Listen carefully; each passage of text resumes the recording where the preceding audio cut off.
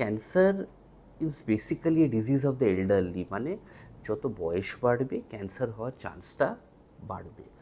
আমাদের দেশের এখন লাইফ এক্সপেক্টেন্সি বাড়ছে, মানে মানুষের অ্যাভারেজ আয়ু আস্তে আস্তে বাড়ছে। কারণ এরকম কিন্তু হতেই পারে যে 70-80 বছর বয়সের খুব ফিট লোক, তার কারোর হয়তো প্রস্টেট ক্যান্সার, কারোর হয়তো ব্রেস্ট ক্যান্সার, কারোর হয়তো লাং ক্যান্সার, এগুলো ডেভেলপ করছে।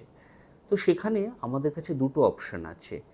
একটা অপশান হচ্ছে যে আমার বাবা কি আমার মা, ওনাদের আমরা কিছু বুঝতে দেব না, মানে মোট কথা আমরা চোখটাকে বন্ধ রাখবো। কিন্তু আপনারা একটা কথা ভেবে দেখুন, চোখ বন্ধ করলে কি বিপদটা চলে যাবে? তা কিন্তু নয়। তার কারণটা আমি বলছি কেন, যে এখন ক্যান্সারের যেটা চিকিৎসা সেটা খুব অ্যাডভান্সড হয়ে গেছে। মানে ধরে নিন একটা 2 সেন্টিমিটারের একটা ছোট্ট একটা টিউমার ব্রেস্টে, সেইটা হয়তো খুব সহজে কেটে বাদ দেওয়া যেতে পারে। তারপরে হয়তো খুব মুখে খাওয়ার না কিছু ট্যাবলেট দেওয়া যেতে পারে, যদি সেইগুলোর হরমোন রিসেপ্টর পজিটিভ হয়। কি ধরে নিন কারোর কাউকে একটা শর্ট কোর্স অফ রেডিওথেরাপি দেওয়া যেতে পারে বিভিন্ন ক্যান্সারে। কি ধরে নিন কাউকে হয়তো এমন একটা সার্জারি করা হলো, একটা ল্যাপারোস্কোপিক কি রোবোটিক সার্জারি, যেটাতে হয়তো আমাদের দেখা গেল পেশেন্টের রিকভারি খুব সহজে হয়ে গেল।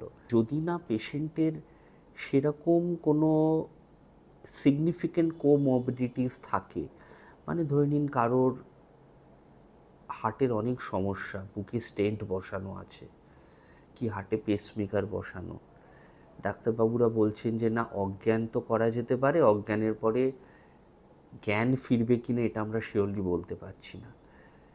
কি ধরে নিন কোনো পেশেন্ট এমনই আনফিট যে হাঁটা চলাই করতে পারছে না, সে হয়তো নিজের কাজটাও করতে পারছে না, ডেফিনেটলি তাদের ক্ষেত্রে আমরা অনেক সময় বলি যে না ক্যান্সারের এই যে যেগুলো নর্মাল চিকিৎসা সেগুলো অফার করতে হবে না, আমরা পেশেন্টকে সেবা যত্নর ওপর রাখতে পারি।